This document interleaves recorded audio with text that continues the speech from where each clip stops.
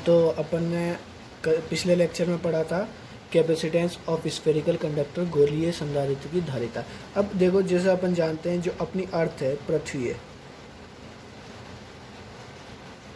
ये भी कैसी है, गोलाकार होती है। ठीक है, ये मान लो इस पृथ्वी का केंद्र हो गया, ये अपनी अर्थ है। ठीक है, और जो पृथ्वी का विभव होता है,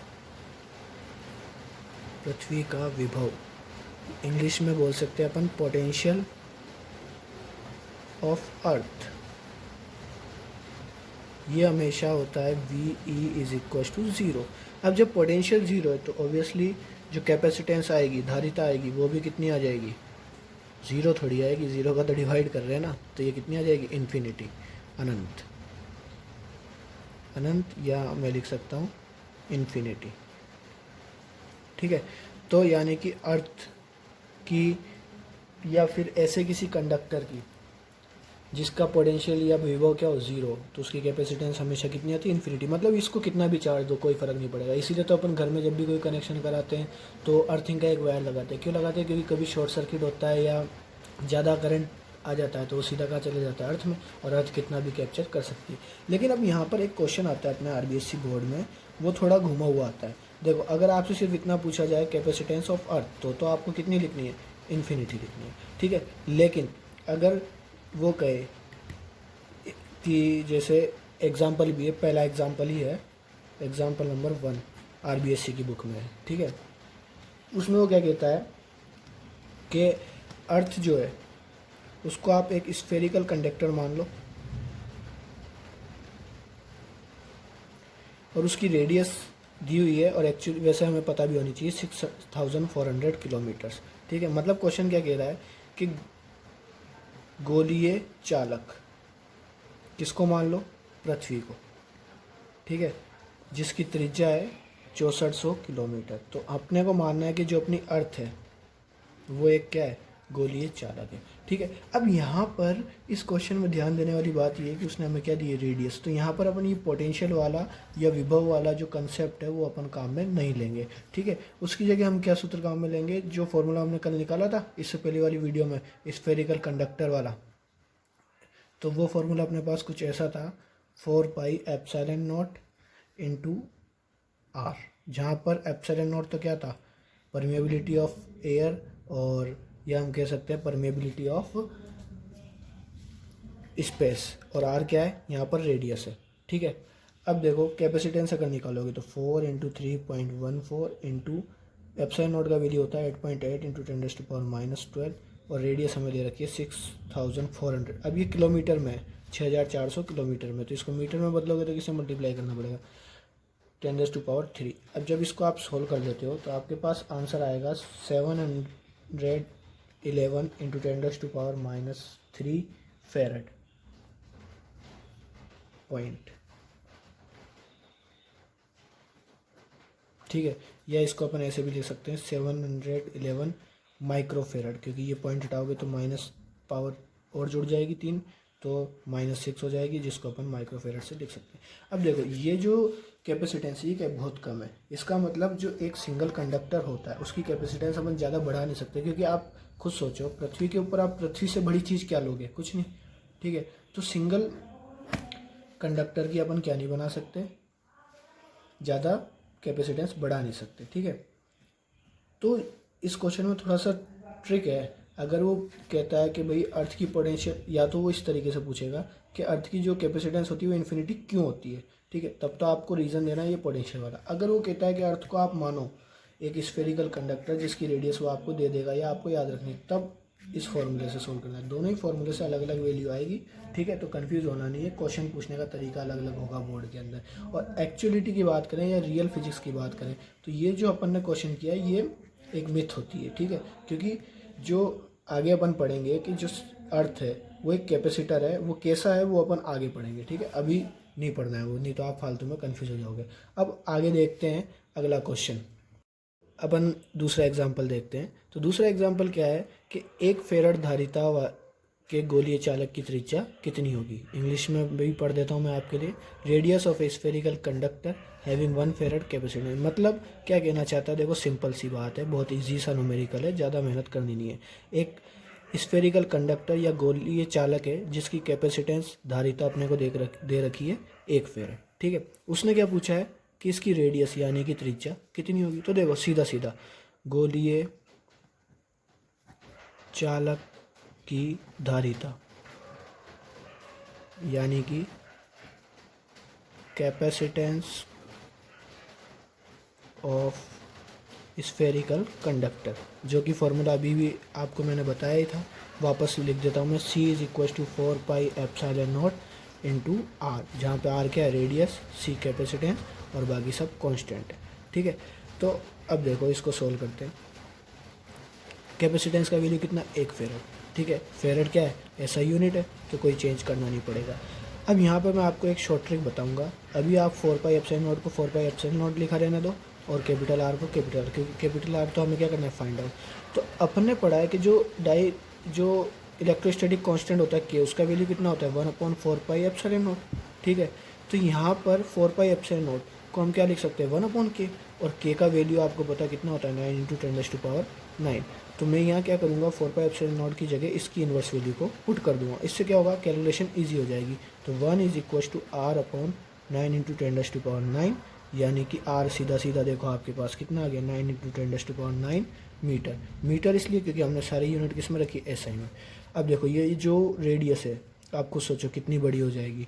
ठीक है, अर्थ की हमने देखी थी कितनी है 6400 किलोमीटर्स या 6400 × 10⁻³ मीटर्स। ठीक है, ये कितनी है 9 × 10⁹ मीटर्स, तो किलोमीटर गीगामीटर से भी आगे चली गई है। ठीक है, तो इतना 1 फेरेड, इसका मतलब क्या हुआ 1 फेरेड कैपेसिटेंस कोई छोटी चीज़ नहीं होती, बहुत बड़ी चीज़ होती है, बहुत बड़ी वैल्यू है 1 फेरेड की कैपेसिटेंस। और इतनी कैपेसिटेंस एक सिंगल कंडक्टर पर होना पॉसिबल नहीं है हमारे लिए, तो क्योंकि हम अर्थ से बड़ा तो कुछ बना ही नहीं सकते।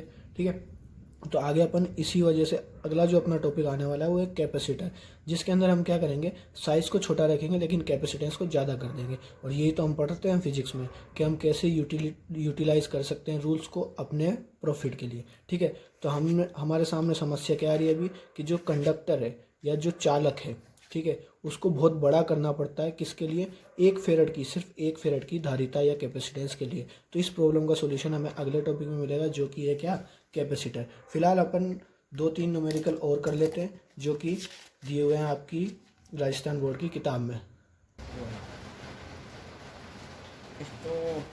हाँ, तो अगला अपना न्यूमेरिकल है, हाँ तो मैं बात कर रहा था दूसरे न्यूमेरिकल की। ठीक है, तो जो दूसरा न्यूमेरिकल है उसमें क्या कहता है देखो हिंदी में पढ़ के बता देता हूँ कि एक गोलीय चालक लिया। ठीक है, मान लो ये गोलीय चालक ले लिया हमने। ठीक है, और इसकी त्रिज्या को हमें क्या करना है अब दुगना कर देना है, यानी कि पहले R1 थी अब मान लो कितनी हो गई R2। ठीक है, इंग्लिश वालों के लिए दोबारा समझा देता हूँ। एक स्फेरिकल कंडक्टर है जिसकी रेडियस को हमने क्या कर दिया डबल, मतलब पहले R1 थी अब R2 कर दिया। तो जो R2 होगी वो क्या हो जाएगी R1 की ट्वाइस। ठीक है, अब मान लो पहले कैपेसिटेंस मान ली C1 जो कि कितनी होगी 4πε0 R1, और बाद में कैपेसिटेंस हो गई C2 जो कि कितनी होगी 4πε0 R2। ठीक है, अब हमें क्या करना है कि रेडियस में रिलेशन दे रखा है, नई कैपेसिटेंस निकालनी है, वो भी किसके रिलेशन में या किसके फैक्टर में पुरानी कैपेसिटेंस के। तो सीधा सीधा सा तरीका, इन दोनों को क्या कर दोगे डिवाइड कर दोगे। अगर आप अच्छे से पढ़ लेते पिछली थ्योरी तो आप डायरेक्ट भी कर सकते थे, क्योंकि मैंने वहाँ पढ़ाया था कि कैपेसिटेंस ऑफ रेडियस और रेडियस दोनों क्या होती है प्रोपोर्शनल, तो आप डायरेक्ट इनका रेशियो भी कर सकते थे। और नहीं याद रहा तो कोई दिक्कत नहीं, फार्मूला याद है फार्मूला लिखो और ये इक्वेशन नंबर 1 दे दो और इसको इक्वेशन नंबर 2 दे दो।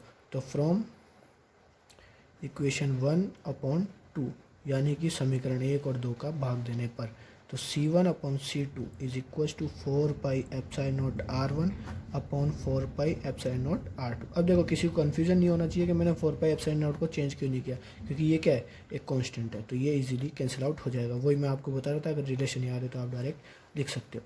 अब यहाँ पर जो रेडियस का रिलेशन हमें गिवन है वो हम पुट कर देंगे। ठीक है, तो अपने पास क्या आएगा C1/C2 is equal to R1/2R1, ये कैंसिल आउट।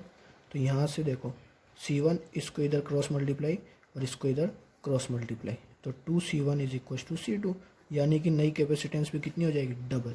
ठीक है, नई धारिता कितनी हो जाएगी दुगनी। ये अपने पास आंसर आ गया। अब अगला न्यूमेरिकल अपन देखते हैं। ठीक है, जो क्या है, हाँ तो आपका चौथा न्यूमेरिकल है कि एक जो गोलीय चालक है जिसकी वायु के अंदर तो धारिता कितनी है 2 पिकोफेरेड, और उसको फिर वापस किसी दूसरे माध्यम में रख दिया वायु से हटा के, तो उसकी धारिता हो गई 12 पिकोफेरेड। पी का मतलब पिको होता है, ठीक है, हो जाती है। तो अपने को क्या करना है कि जिस माध्यम में रखा उसका पराविद्युतांक ज्ञात करना है। इंग्लिश वाले भी समझ लें कि एक स्फेरिकल कंडक्टर है जिसकी कैपेसिटेंस कितनी है 2 पिकोफेरेड है, ठीक है। अब क्या किया, उसको एयर में रखा है तब तो 2 पिकोफेरेड है, अब इसको किसी और मीडियम में रख दिया जिसमें इसकी कैपेसिटेंस हो जाती है 12 पिकोफेरेड। तो हमें निकालना क्या, सीधी सी बात, हमें निकालनी है डाइलेक्ट्रिक कांस्टेंट कितना होगा इस मीडियम का। तो देखो सबसे पहले अपन लिखेंगे इसका सॉल्यूशन। तो वायु यानी कि एयर में कितनी है 2 पिकोफेरेड, ठीक है, और किसी मीडियम में कितनी है 12 पिकोफेरेड, ठीक है। अब यहाँ पर हम चाहें तो पिकोफेरेड को फेरेड में चेंज कर सकते हैं, लेकिन हम नहीं करेंगे क्योंकि हमें इन दोनों का वैसे भी रेशियो करना पड़ेगा, क्या निकालने के लिए, डाइलेक्ट्रिक कांस्टेंट निकालने के लिए। तो दोनों को सेम यूनिट में पहले से ही पिकोफेरेड में, तो कोई फ़र्क नहीं पड़ेगा। अब देखो मैंने आपको कल पढ़ाया था कि किसी मीडियम में जो कैपेसिटेंस होती है वो एयर में कैपेसिटेंस के डाइलेक्ट्रिक कांस्टेंट टाइम्स इंक्रीज हो जाती है, ठीक है। यानी कि capacitance in a medium is always equal to dielectric constant and capacitance in air, ठीक है। अब जो वैल्यू हमें गिवन है वो हम पुट कर देते हैं। जैसे मीडियम में 12 पिकोफेरेड, 12 पिकोफेरेड, कैपेसिटी एयर में कितनी है 2 पिकोफेरेड, और हमें क्या निकालना है एप्सिलॉन आर। तो इसको इधर रखेंगे, इसको कहाँ कर देंगे, इस तरफ ट्रांसफर। तो 12 picofarad upon 2 picofarad is equal to epsilon R. इसलिए मैंने आपसे कहा था कि हम इसको क्या नहीं करेंगे, यूनिट को कन्वर्ट नहीं करेंगे। अब ये 2 से कितने टाइम्स कट जाएगा, 6 टाइम्स। तो एप्सिलॉन आर आ गया 6। और ये आपने पहले पढ़ा ही होगा स्टार्टिंग में कि जो एप्सिलॉन आर होता है वो क्या होता है, यूनिटलेस। तो यहाँ भी ये कैसा आ रहा है, यूनिटलेस आ रहा है, ठीक है। अब अगला क्वेश्चन, अब आज का लास्ट एग्जाम्पल उदाहरण अपन देख लेते हैं कि दो गोलीय चालक है भिन्न भिन्न, मतलब उनकी त्रिज्या अलग अलग है, और लेकिन उन पे आवेश जो है वो क्या है, समान है, और उनके विभव का अनुपात V1/V2 हमें दे रखा है 1/2, ठीक है। तो अपने को निकालना है धारिता यानी कि C1/C2, ठीक है। इंग्लिश वालों को भी समझा देता हूँ मैं कि जो एक स्फेरिकल कंडक्टर है जिसकी रेडियस क्या है, डिफरेंट है, लेकिन दोनों पे चार्ज क्या है, इक्वल, यानी कि Q1 is equal to Q2, ठीक है।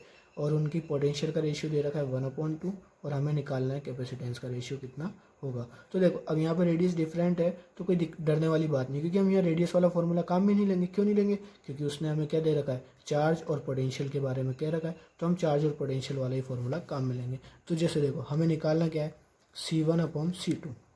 तो C1 का फॉर्मूला क्या हो जाएगा, चार्ज और पोटेंशियल की फॉर्म में Q1/V1, और ऐसे C2 का क्या हो जाएगा, Q2/V2। वो यहाँ पे पुट कर दो, Q1/V1, और यहाँ पर आ जाएगा Q2/V2। जैसा कि हमें पता ही है क्वेश्चन के अकॉर्डिंग क्या है, Q1 और Q2 बराबर है। अब V1/V2 हमें दिया हुआ है, तो C1/C2 बराबर कितना आ रहा है, V2/V1। तो हमें दिया क्या था, V1/V2, तो इसको क्या कर दोगे, सीधा सीधा उल्टा कर दो। तो ये अपने पास आंसर आ गया 2:1। तो कैपेसिटेंस का रेशियो कितना हो जाएगा, 2:1, यानी कि 2:1।